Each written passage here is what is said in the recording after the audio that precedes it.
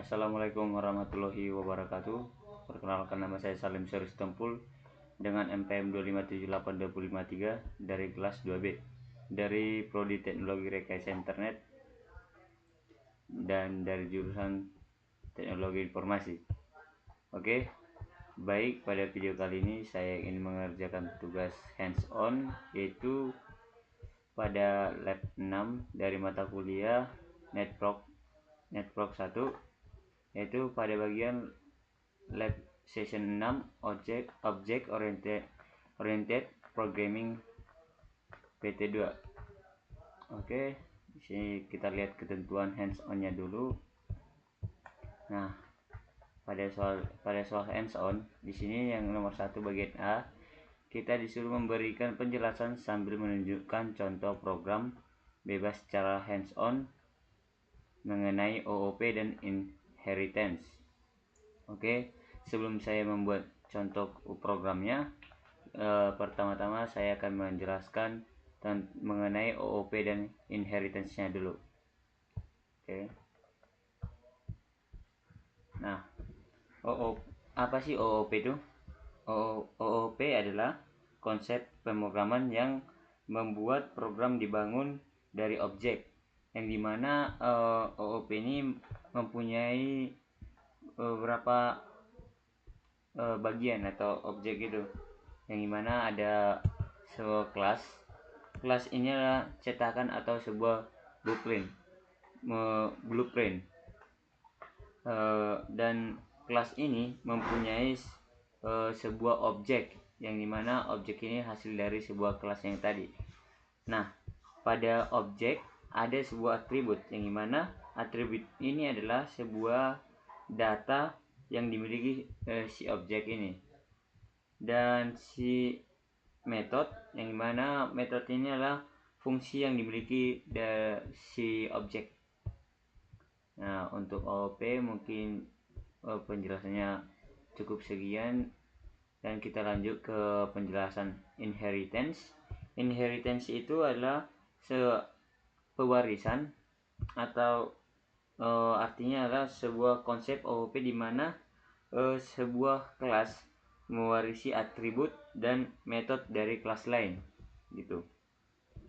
Oke, karena penjelasannya mungkin singkat, kita langsung saja masuk ke sebuah contoh programnya.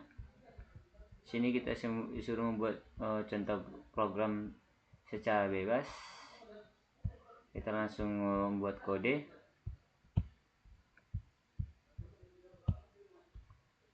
Kita terlebih dahulu membuat sebuah tempat pembuatan ini kodenya atau sebelum, tapi tadi saya sudah membuatnya. Langsung saja kita masuk. Oke, di sini kita terlebih dahulu akan membuat sebuah membuat sebuah parent class, yaitu kelas. Saya ingin membuat sebuah parent classnya itu bernama kendaraan.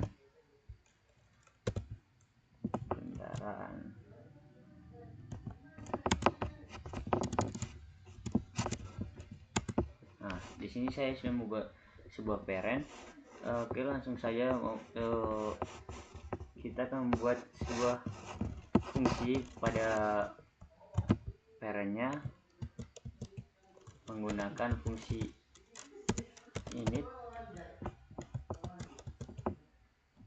init dan menggunakan objek self merek.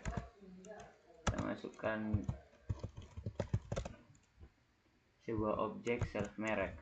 Nah, di sini kita menggunakan sebuah fungsi init, yang dimana fungsi init ini adalah metode yang khusus di Python yang otomatis dipanggil saat membuat sebuah objek, karena kita di fungsi ini membuat sebuah objek, yaitu objek self merek. Kita langsung saja, selanjutnya kita membuat objek merek, yaitu self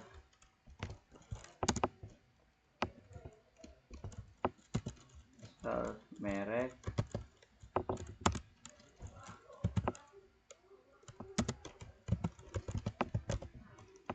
sini kita sudah membuat sebuah objek merek. Dan selanjutnya kita akan membuat ini kita kenalin dulu.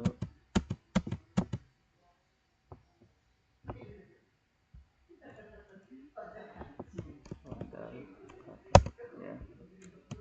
Oke.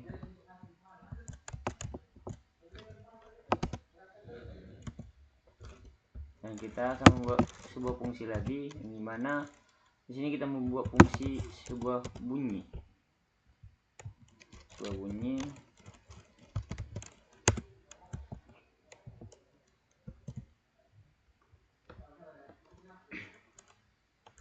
Di sini jangan lupa menambahkan titik 2 supaya tidak terjadi error. Dan di sini kita sudah membuat sebuah fungsi bunyi, dan selanjutnya kita akan mengembalikan nilai dengan menggunakan perintah return. Kita akan membuat sebuah bunyi. Kita membuat bunyi mesin aja, mereturn nilai bunyi mesin.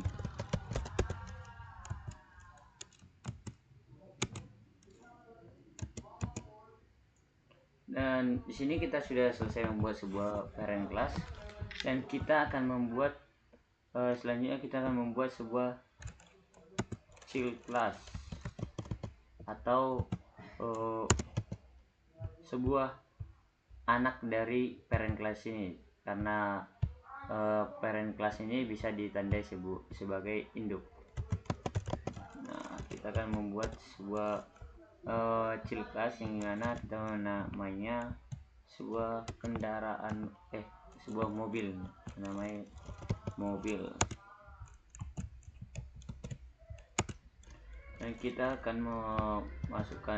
membuat def lagi atau fungsi bunyi pada si mobil, menggunakan memanggil atau mewarisi objek self yang di atas tadi.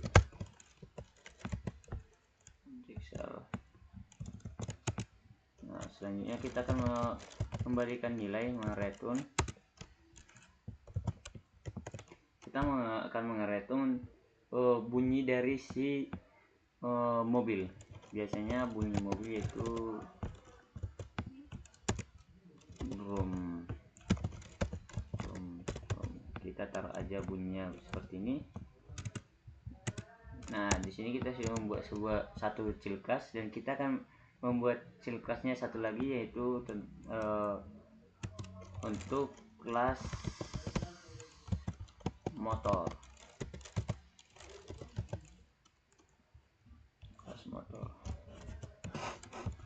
Sini kita masukkan kendaraan. Kita membuat sebuah fungsi lagi, def bunyi. Kita panggil objek dari atas.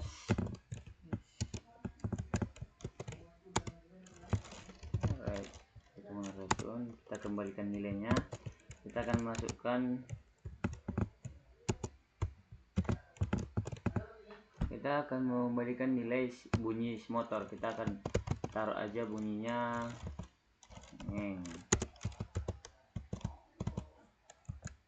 nah, oke. Dan di sini kita sudah membuat parent class, dan ada dua child class, yang dimana di sini kita masih cuman memanggil bunyinya, objek dari fungsi bunyi, dan kita belum memanggil objek merek dari kendaraannya. Nah, di sini kita akan memanggil sebuah objek merek dari kendaraannya. Kita akan membuatnya terlalu mobil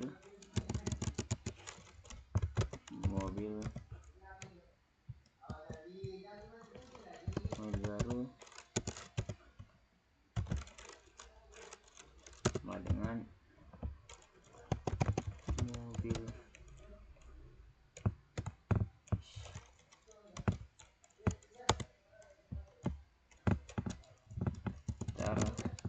mobil. Sini kita masukkan merek si mobil karena kita ingin memanggil objek si merek. Kita akan masukkan, kita coba masukkan merek mobilnya Toyota. Setelah itu kita membuat untuk motor baru.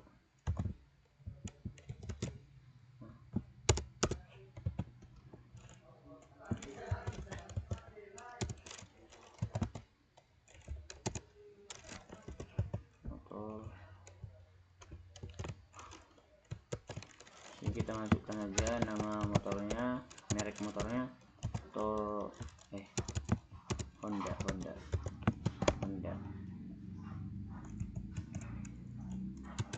Oke, dan setelah itu kita ingin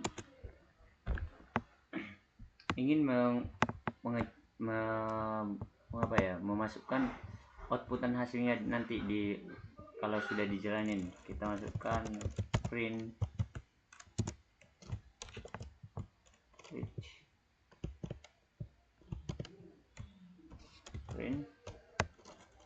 mobil baru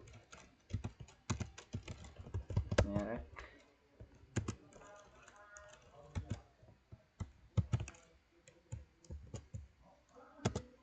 dengan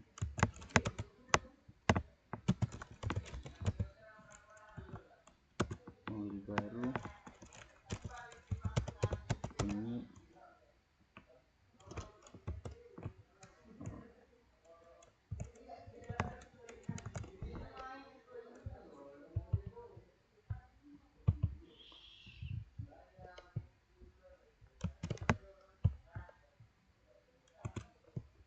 kita copy aja supaya cepat.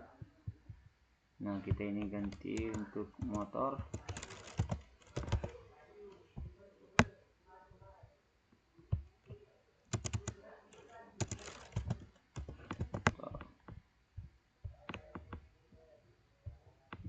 Oke, kita sudah buat. Di sini kita sudah membuat sebuah contoh kode atau program untuk OOP dan inheritance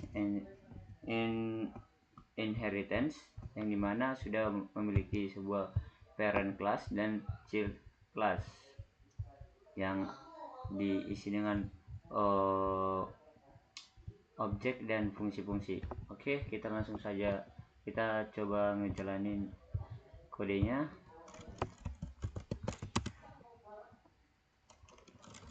Oke,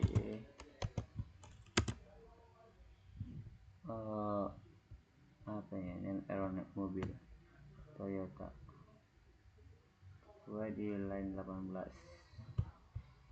ada yang error, coba kita lihat line 18 mobil baru.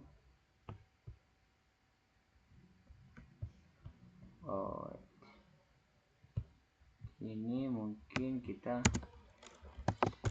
harus menggunakan ada yang typo kayaknya. Kita save, coba kita jalanin lagi.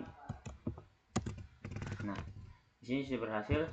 Sini kita melihat bahwa si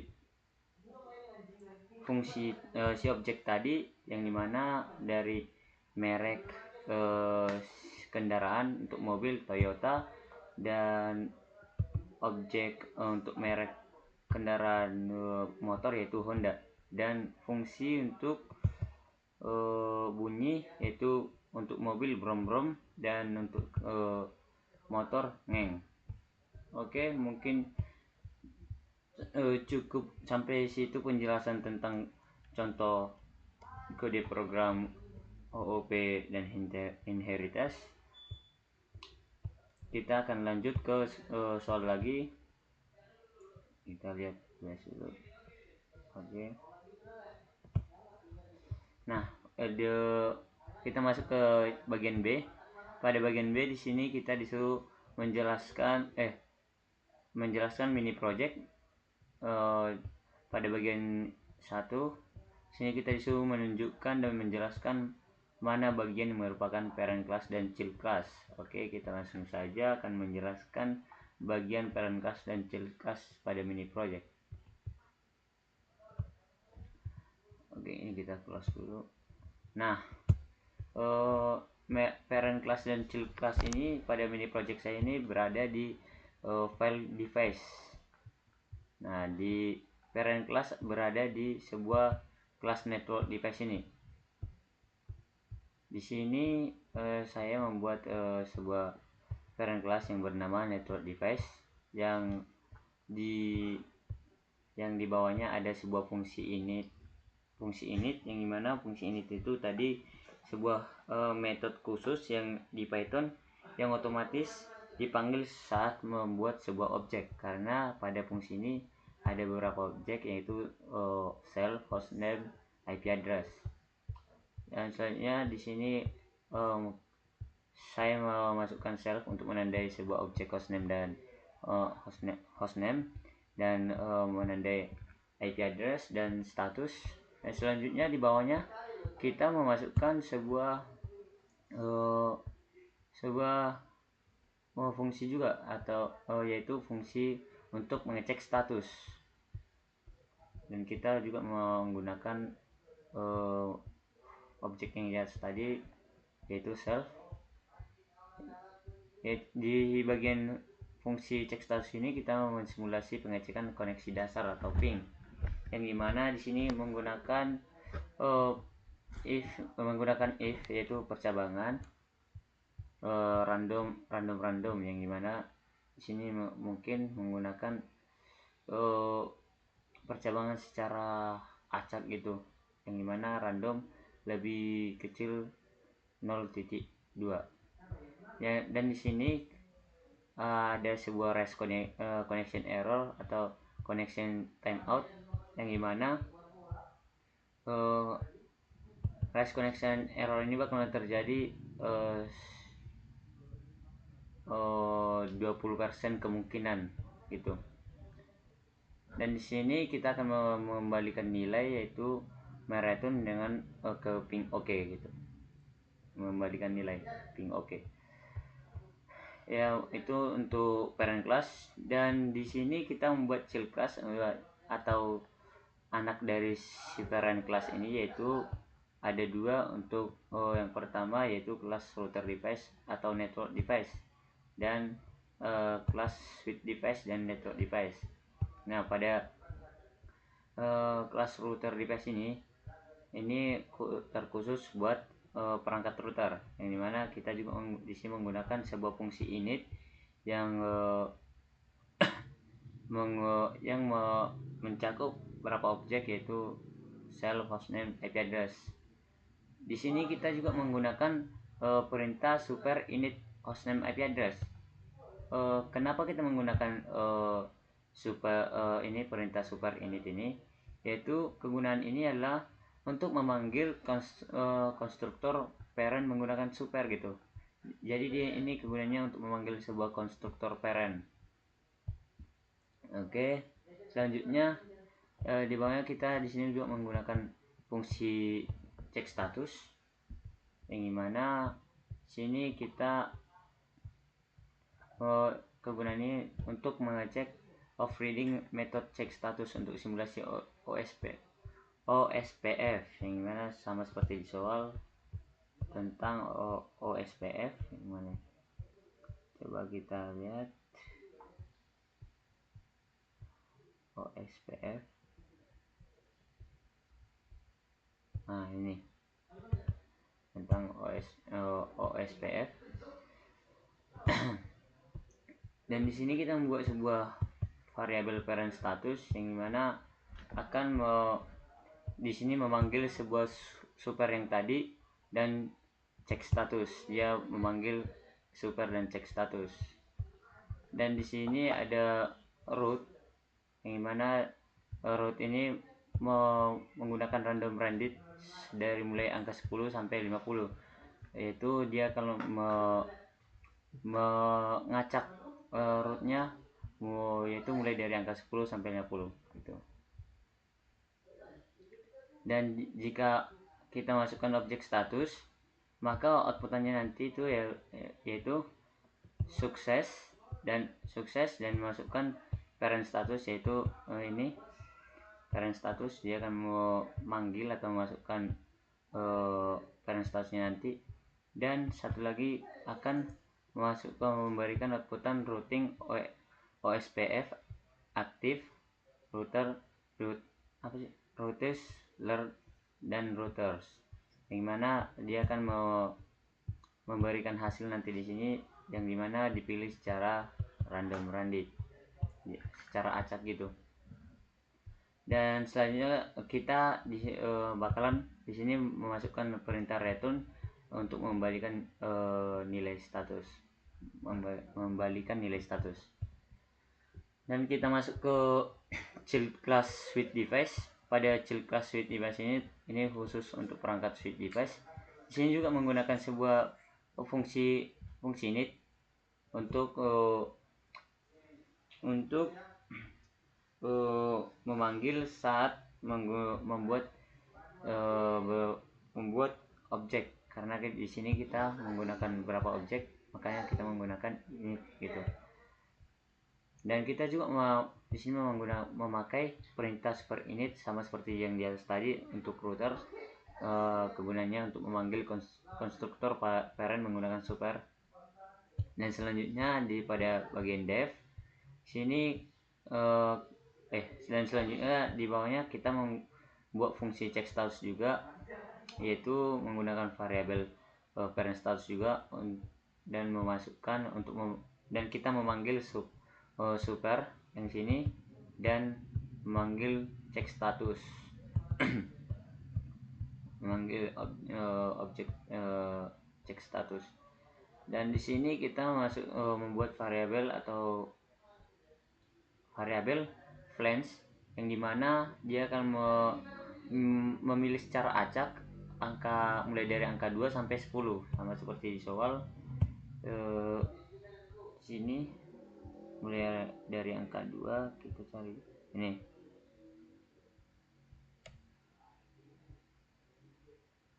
Dia mengecek jumlah flange antara 2 sampai 10 gitu. Maka dia nanti akan memberikan outputan secara acak.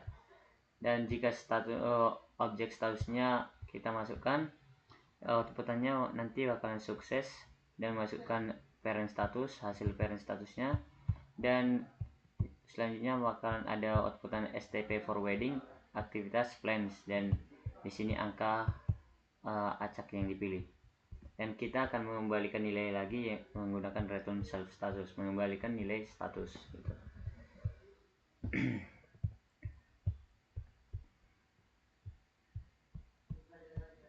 Nah, untuk nomor bagian 1 mungkin sekian. Selanjutnya, oke, baik, kita masuk ke soal nomor 2, yaitu bagian nomor 2, yaitu demonstrasikan bagaimana controller kelas bekerja mengelola list objek. Di sini kita akan mendemonstrasikan bagaimana controller kelas bekerja mengelola list objek. Oke, controllernya saya berada di manager. Nah, di bagian ini, di bagian kelas network manager.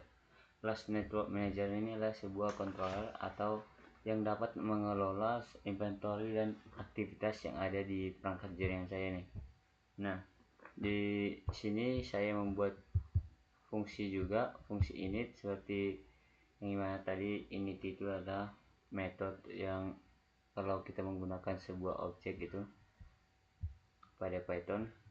Dan di sini saya menggunakan objek self, dimana di sini kita membuat self register device list kosong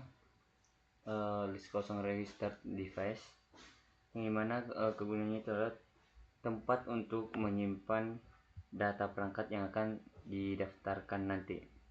Dan di sini juga dibuat list kosong task history, yang dimana ini untuk menyiapkan tempat untuk mencatat history dan seperti aktivitas yang akan kita lakukan. Maka di sini akan disimpan nanti kayak tax history ini seperti aktivitas-aktivitas gitu. Dan selanjutnya pada fungsi add device, di sini fungsi add device yang pada fungsi add device ini kita menerima satu perangkat untuk ditambahkan, yaitu object device. Kita menerima satu perangkat, dan di sini kita juga membuat sebuah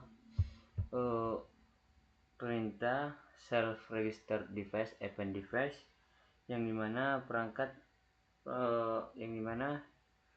yang dikirim lewat parameter device akan dimasukkan ke list gitu. Lewat parameter ini akan dimasukkan ke list. Dan selanjutnya kita membuat fungsi check all device, yang dimana di sini kita membuat metode bernama check all device yang biasanya dipanggil oleh object manager. Dan setelah itu di sini kita membuat if not self register device, yang dimana jika tidak kalau daftar perangkat atau register kosong, maka outputannya nanti di sini print outputannya itu inventory kosong, tidak ada perangkat dicek gitu. Dan di sini akan mereturn atau mengembalikan nilai.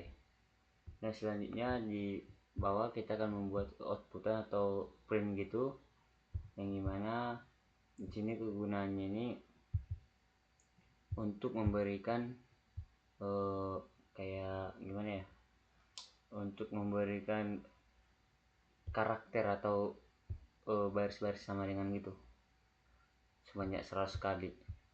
Dan ini itu untuk mencetak yang ini print hostname lebih besar 15, IP address 15, lebih besar 15, status dan detail, yang mana ini untuk mencetak judul kolom tabel. Jadi ini cuman judul-judul doang, judul-judul pada tabel nanti, seperti status, IP address gitu. Dan untuk status ini juga sama seperti yang di atas ini, untuk memberikan kayak gimana ya, cuman baris gitu doang untuk menandai sebuah tabel gitu. Dan selanjutnya di sini kita akan membuat perulangan device install register, yang dimana semua perangkat yang ada di sini yang dimana kita akan membuat semua perulangan perangkat yang ada di list register device gitu. Pada di perulangan ini kita membuat sebuah try except, yang dimana try ini dipakai untuk mencoba menjalankan kode yang berpotensi error. Kalau terjadi error, program tidak langsung berhenti tapi pindah ke except ini. Contohnya dia tidak langsung error, maka dia kalau ada potensi error maka dia akan ditanganin except gitu. Dan selanjutnya di sini kita masukkan perintah device check status, yang dimana ini memanggil metode check status milik si object device tadi. Kita memanggil check statusnya check status si device. Dan selanjutnya kita membuat di sini memasukkan exception connection error as L, yang dimana kalau saat pengecekan muncul error atau connection error, tangkap error itu akan tangkap error itu dan simpan ke variabel R, maka dia akan disimpan ke variabel R ini jika pengecekan muncul error connection error gitu. Soalnya di sini dia bakal menangkap error 20% yang dilempar dari parent class gitu. Dan selanjutnya pada device status ini itu kalau error terjadi maka status device juga menjadi gagal atau sebuah pilot error. Nah, di sini juga kita membuat outputan atau print yang akan ditampilkan di terminal, yaitu nama-nama device-nya, yaitu hostname, IP address, dan device status. Dan di sini kita akan mencatat setiap aktivitas ke dalam red, seperti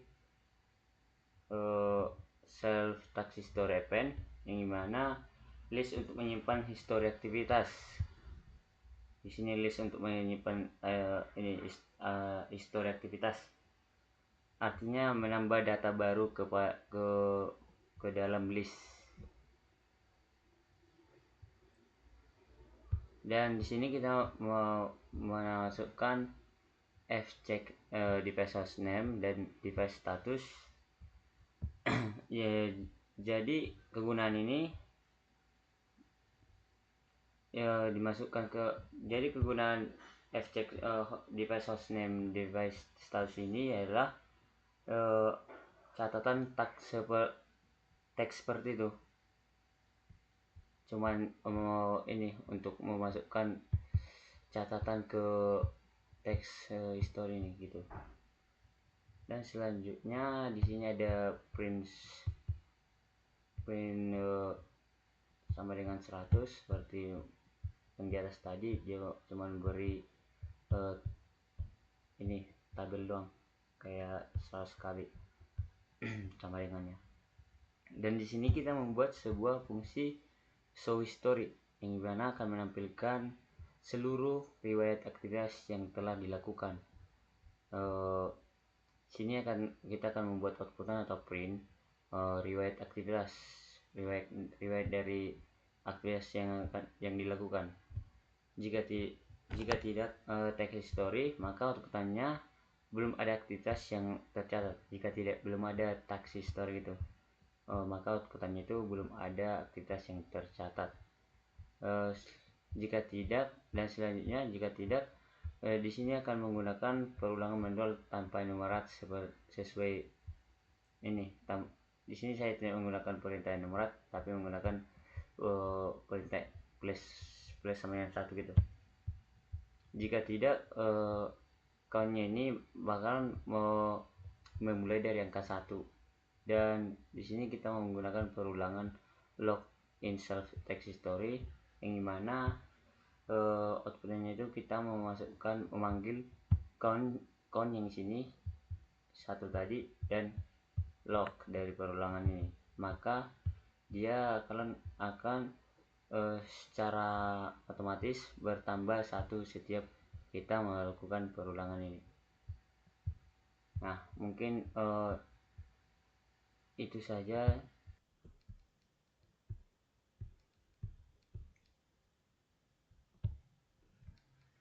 Oke, baik. Selanjutnya saya akan menjelaskan yang B bagian ketiga, yaitu di sini kita disuruh melakukan running program saat kondisi normal dan saat error atau timeout yang berhasil ditangani oleh try except. Oke, saya langsung saja menjalankan programnya. Program dari manage project.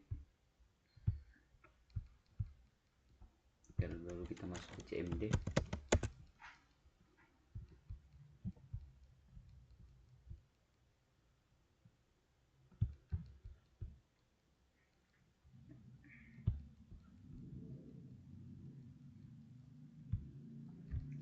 Oke, kita akan jalankan programnya. Sekalian kita nunjukin kodenya.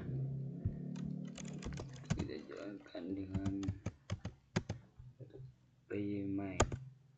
Oke, sini kita lihat bahwa menu pertama yang tampil itu adalah Network Automation Text Simulator dan nama saya dan npm.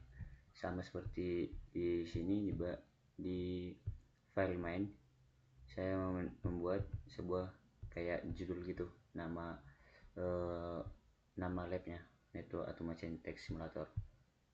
Dan di sini juga di bagian ini ada show menu atau pilihan menu. Di bagian di file main dia berada di bagian file through ini, di perulangan. Di sini kita dapat memilih menu apa yang kita akan jalankan. Contohnya kita ingin menambahkan router, menambahkan switch, dan ingin melihat mengecek status perangkat dan dapat melihat riwayat. Dan kalau kita sudah selesai menjalankan program, kita bisa memasukkan angka 5 yaitu untuk keluar. Oke, langsung saja kita masuk ke pemilihan menu. Di sini bagian if atau percabangan ini pada pilihan 1 kita disuruh masukkan, kalau kita ingin memilih router kita masukkan angka 1 gitu. Nah, pada yang angka 1 ini di sini kita disuruh masukkan hostname router. Kita akan masukkan hostname, saya contohnya buat nama saya sendiri. Setelah itu kita juga disuruh masukkan IP-nya, IP address untuk si router. Kita coba masukkan.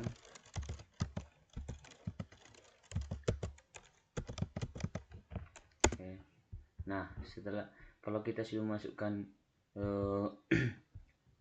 nama router sama IP-nya, maka outputannya atau hasilnya pada terminal yang keluar begini.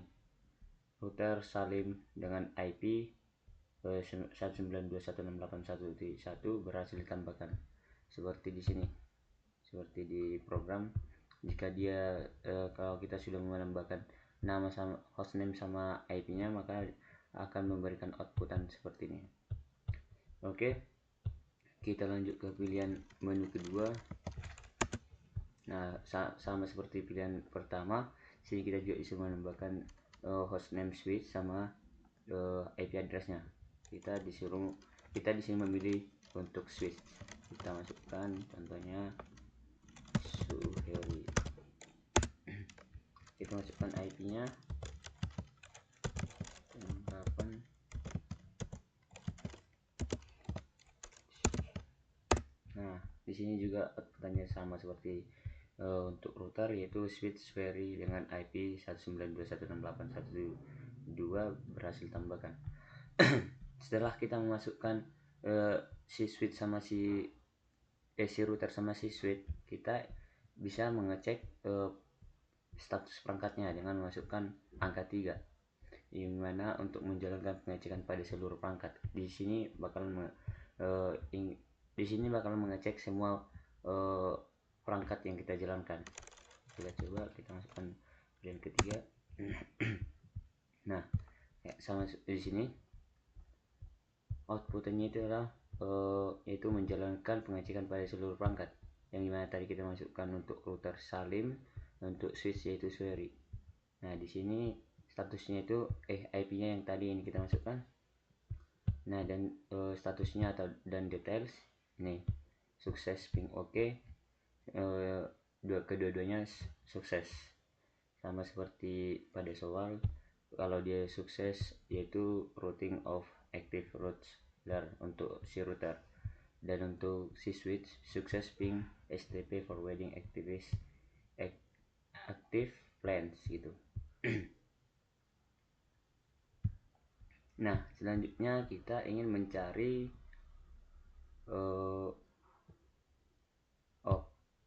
kita selanjutnya pada soal kita disuruh di sini menjalankan program secara normal dan error time. Kita akan mencari RTO nya atau error atau time out. Kita tinggal mengklik masukkan angka 3 lagi untuk mengecek RTO nya. Di sini masih sukses.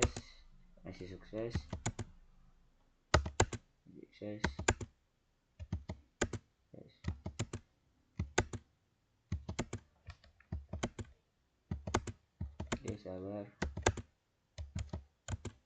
Nah, di sini pada router yang tadi kan masih sukses ping oke, yaitu dia akan mengasih rootnya berapa gitu. Di sini routernya failed atau error. yang dimana ini sebuah connection RTO nya atau connection timeout nya gitu. Ini sabar, saya akan jelaskan dengan kode yang dimana RTO ini berasal dari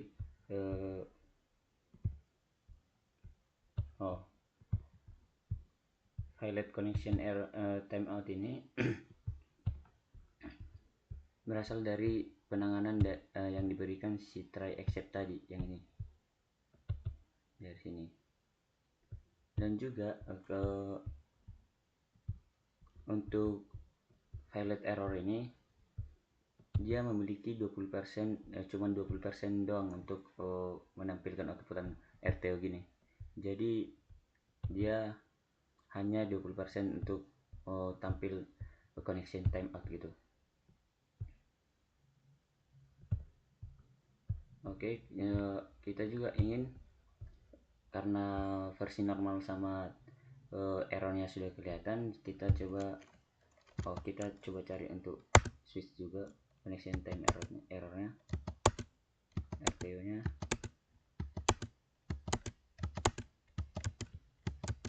Oke, sabar, masih belum dapat, masih cuman untuk router yang kelihatan RTO nya. Nah, di sini switch juga sudah mengalami pilot error connection timeout sama seperti untuk router tadi. Nah, setelah itu kita akan memilih ini, lihat riwayat sama seperti mana di file main. Sini kita akan memasukkan angka 4 untuk melihat show story atau aktivitas yang kita masukkan, yang kita lakukan barusan. Kita coba masukkan. Nah, dia bakal menampilkan semua aktivitas yang kita lakukan mulai dari tadi, mulai kita masukkan pengecekan gitu. Dan setelah itu ya, kalau kita ingin kalau kita udah selesai melakukan menjalankan programnya, kita tinggal memasukkan angka 5 untuk keluar, dan dia bakal mengasih outputan program selesai, sampai jumpa kembali. Oke, mungkin gitu penjelasan tentang ngejalanin program ya secara normal dan error atau timeout. Kita lanjut ke menyebutkan di sini kita disuruh menyebutkan tantangan atau error terbesar yang ditemukan saat menyatukan semua kelas. Kalau tentang error terbesar, mungkin saya yang paling banyak error itu yaitu di bagian ini typo. Banyak ada spasi yang berlebih, dan ada juga saya membuat spasi, contohnya saya di sini membuat spasi, padahal di bagian sini saya juga membuat sebuah tab gitu, jadi dia bakalan error dan programnya akan tidak bisa berjalan. Dan di sini juga saya banyak membuat ini kurang, kayak contohnya di sini tambahkan, saya malah membuat cuman tambahkan gitu, nggak ada n gitu, maka dia akan otomatis error.